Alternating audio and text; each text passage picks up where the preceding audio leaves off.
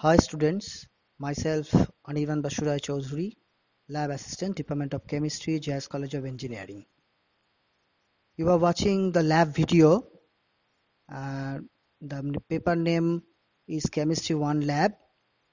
This is for BTech first year students, and the paper code is CH191 and CH291. So students, today I am going to show you and discuss about the experiment called hardness of water, determination of hardness of water. Now, what is the aim of this experiment? The aim of the experiment is determination of the calcium and magnesium hardness separately. So this is the aim. We have to determine the calcium and magnesium hardness separately from a given water sample by EDTA method. Okay. Now, first of all, what do you understand by hardness of water? What is the term called hardness? Okay, so I think you just remember it is the soap consuming capacity of water. Hardness is the soap consuming capacity of water. Now, what are the causes of hardness? Why that hardness is occur? In the water, calcium and magnesium, salts of calcium and magnesium present. Which salt? Salts of like bicarbonate, salts of calcium, magnesium, or carbonate, sulfate, or chloride of calcium and magnesium. If those salts are present in a water sample, then that water is considered as hard water. Okay, and you remember already you have read it. There are two types of hardnesses are there. One is temporary hardness, another is permanent hardness. So, what is temporary hardness? The bicarbonate, if the bicarbonate salts of calcium, magnesium is there, then it is considered as temporary hardness. And by boiling, you can remove it very easily. That hardness will be removed. And now the permanent hardness is other one like carbonate, chloride, sulfate of chloride and calcium and magnesium. If the salts are present, then it is considered as permanent hardness. Okay, there are some methods like zeolite treatment, ion exchange method. There are the methods to remove that permanent hardness, which is not very easy. Now, why we are using the term hardness of water? Why we are discussing today? Why we are doing that practical? Because that hard water is very, very harmful for industry. It is not used in the boiler. It is not the boiler feed water. So what happens? If continue using that hard water in the industry or in the boiler, there are maybe some sludges or scales are formed, so uneven heat distributions are there, pipes are choked, maybe a boiler will be burst. Okay, and in the dyeing industry, the fabric industry, it will make the spot by reacting with some dyes. The hard water is there. So it is very harmful for industry. So we should know, and also if we take regularly in our daily life hard water, then also some problems are arises. So we have to understood or determine which water we are taking. Is it hard water, very hard water, or medium hard water? Okay, so that's why this is very important experiment. Now, whatever we are doing the experiment of hardness of water or determination of calcium magnesium by EDTA method, that is the very, very easiest way to find out the hardness. Now, student, remember, it is not the removing method. It is not the removing method of hardness. It is we can very easily find out how much hardness of water is present. That means we can determine how much hardness is there by the EDTA method. Now, so many times I told you EDTA. What is the full form of EDTA? That is ethylene diamine tetraacetic acid. Ethylene diamine tetraacetic acid. This is the main reagent of this experiment. Okay. Now this experiment has two steps. Number one is determination of total hardness. And number 2, determination of calcium hardness. So determination of total hardness means calcium plus magnesium. Then in the second step we have to determine calcium hardness. Then if we know total hardness and calcium hardness, so very easily we can find out total minus calcium hardness. We can very easily determine the magnesium hardness. It's very easy. So this is the procedure. We will discuss it later. Now, for determining total hardness, that means in the first step, in this experiment, 2 indicators are there. And for indicator, you know, I think you should be aware about that. All the indicators act as good indicator in a certain pH range. Okay.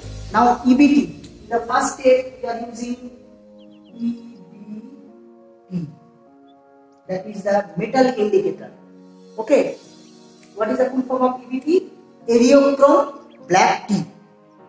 This is the indicator is used in the first step. Okay.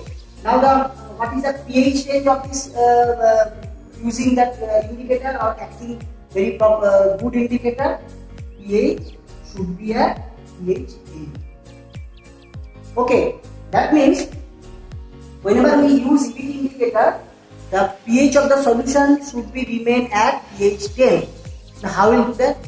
So we have to use then a buffer solution. You know, if we use the buffer, it will remain maintain the pH of the solution. Now we are using here ammonium chloride, ammonium hydroxide, the basic buffer. NH4Cl, NH4OH. That buffer is used here. This is called the basic buffer. If we use that basic buffer, the solution of the pH is given at pH 10. Okay. Now, what is the chemistry behind it? Chemistry of the experiment. So,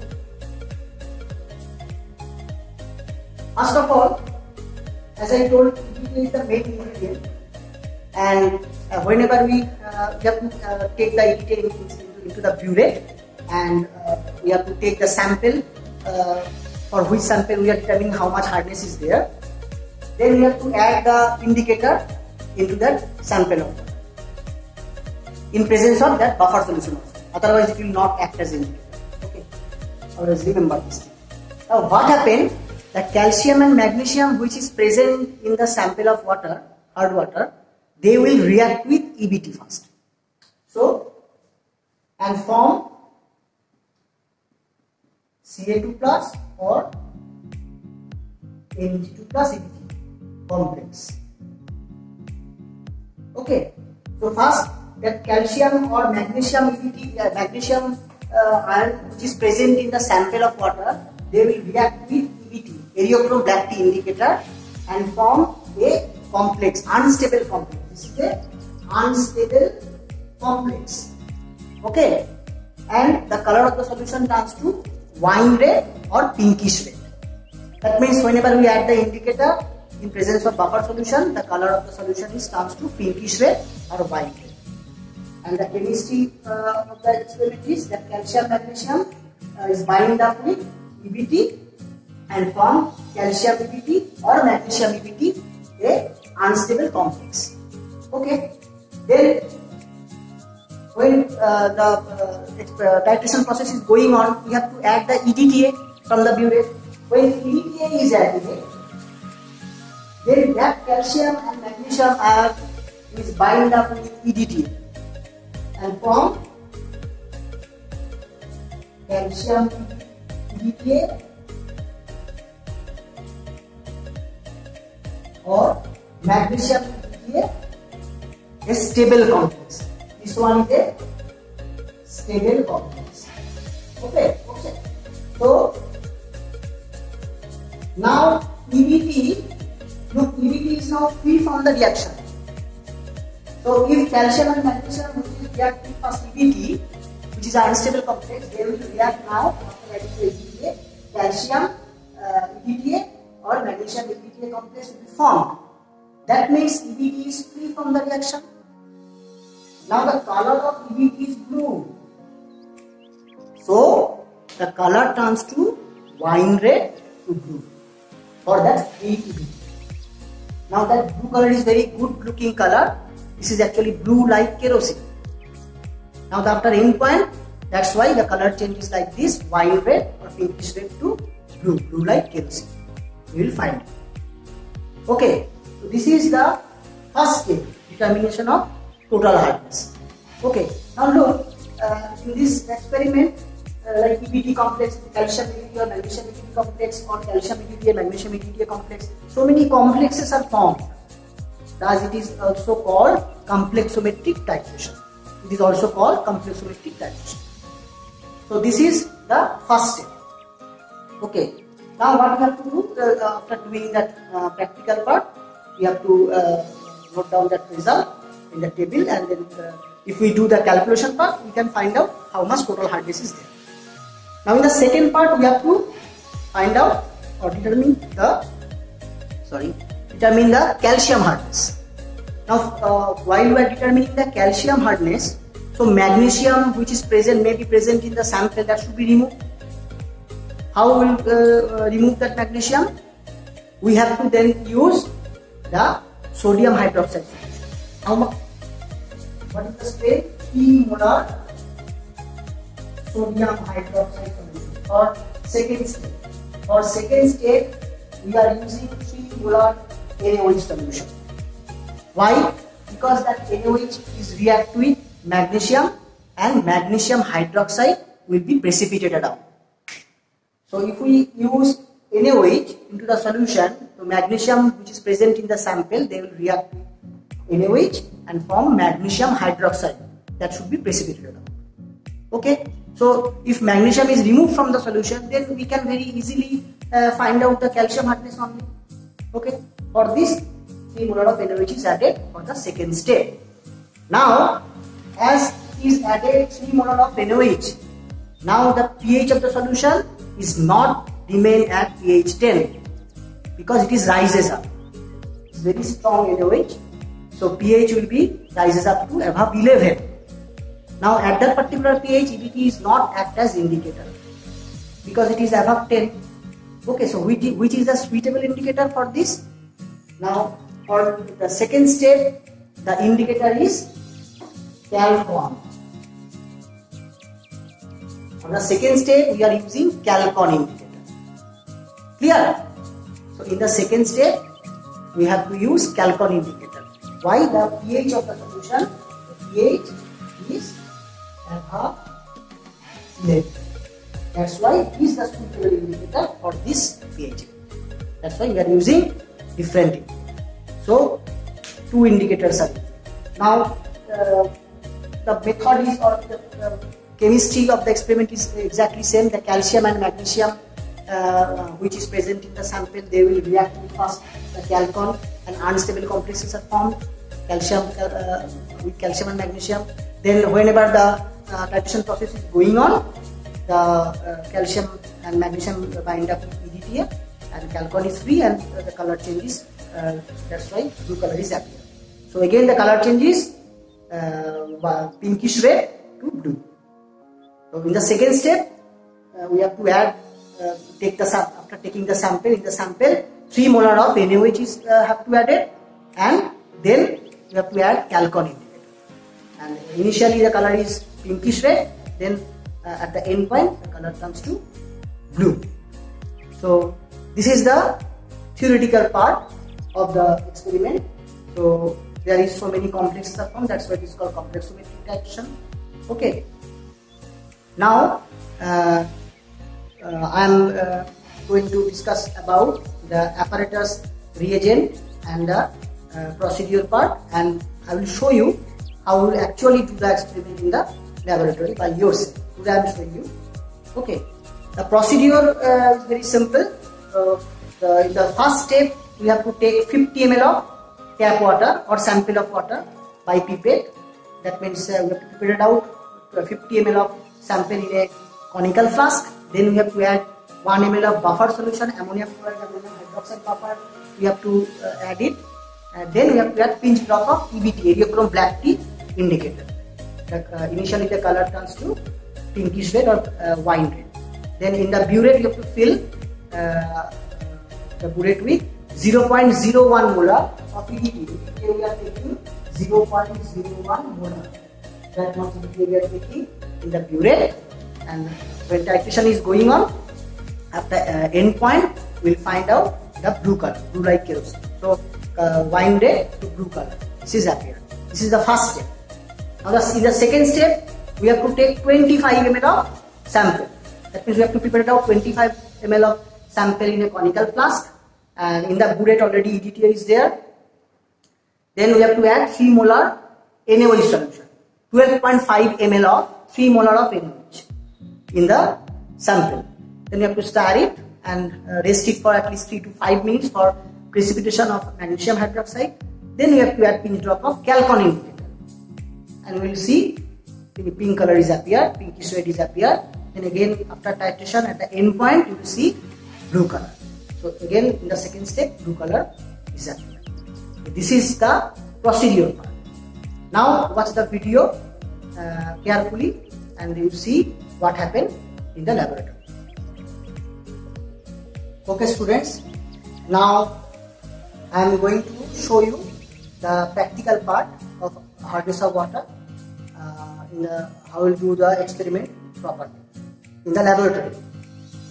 Now the reagent which is required, that is EDTA, 0.1 molar of EDTA solution, the buffer solution, ammonium hydroxide buffer solution, 3 molar of NaOH solution, that is for second step, 2 indicator, one is EBT, that is for first step, and the next one is chalcone, this is for second step.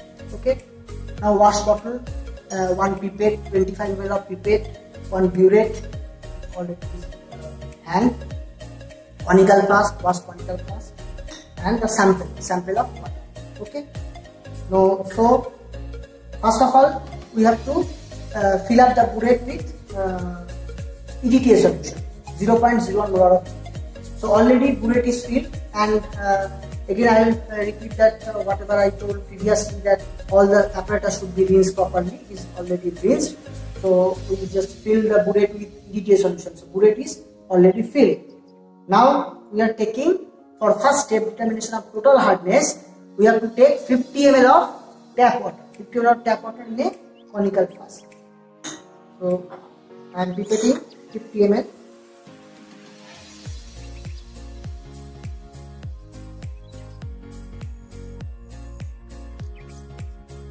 Now make up the volume like this. Transfer it into the conical flask. Never blow the pipette while pipetting. Okay, just you touch the tip at the end of the conical flask.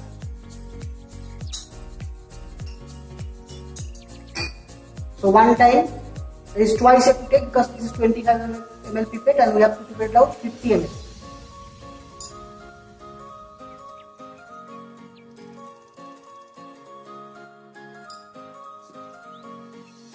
Cut the volume.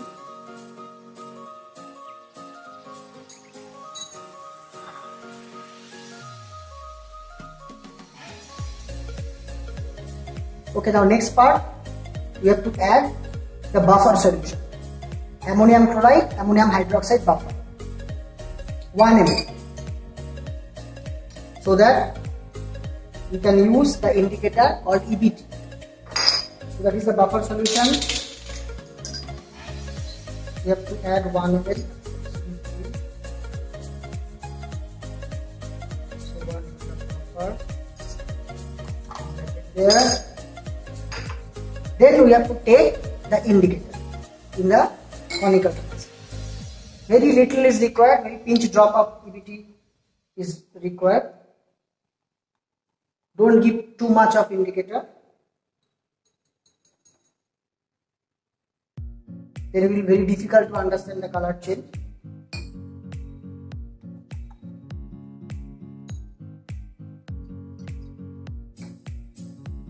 Okay, now the color turns to, look, the color turns to pinkish red. You see the color? Pinkish red. or wine red. Okay. Now I am going to start the titration. So while you are starting the titration, you have to check the initial reading initially and note down it in a rough copy. Then you have to start the titration, and in 1 drop color should be changed. What is the color change? That should be that pinkish red to blue like kerosene. Okay. And drop by drop you have to add from the blue red. And you have to start the conical flask.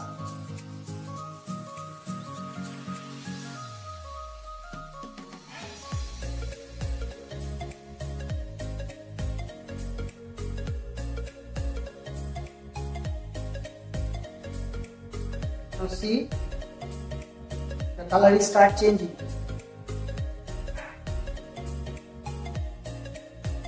In 1 drop, that color should be transferred into blue color, blue like kerosene. It's purple in color actually.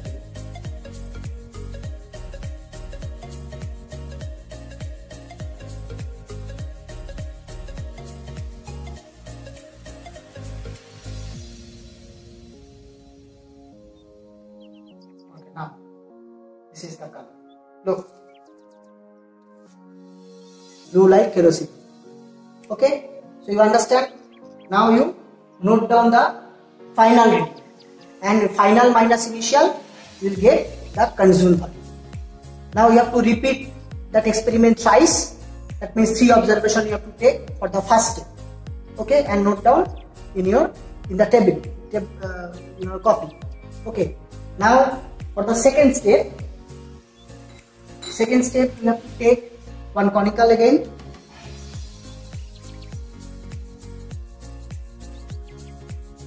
And this time we have to take 25 ml of sample.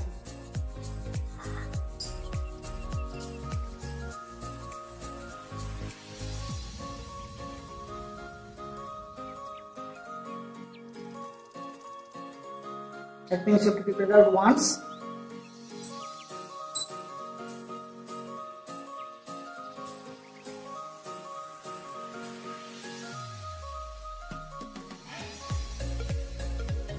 Same process.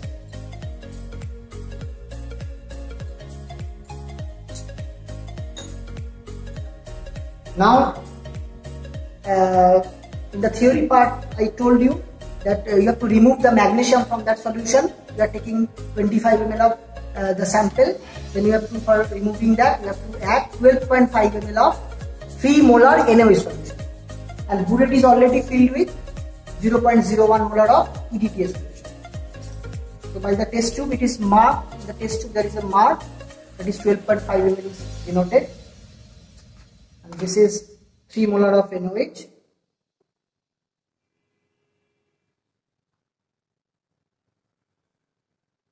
So you have to add to the conical flask, and you have to stay for at least 3 to 5 minutes. Stir it and keep it for precipitation, magnesium hydroxide precipitation. Okay. Then after 3 or 5 minutes, you have to add the indicator, that is Calcon. This time Calcon is the indicator. Already it is discussed that the pH level is now is not in pH 10, it is rises up to above 11. So Calcon is the suitable indicator. So again add very pinch drop of indicator. You see the color.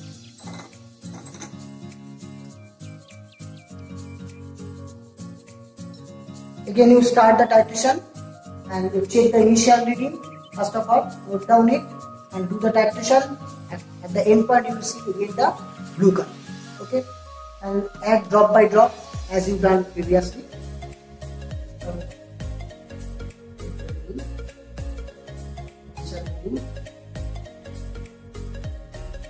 And add drop by drop. And start the conical. Continuously have to start the conical.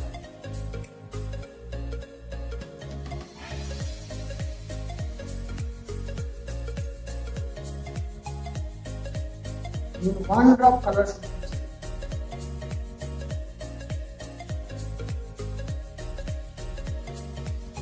Okay. Now it is changed to blue color. See, blue color is appeared. Now what you have to do, again you note down that final reading. So final minus initial, you will get your consumed volume, how much calcium is there, you can determine that one.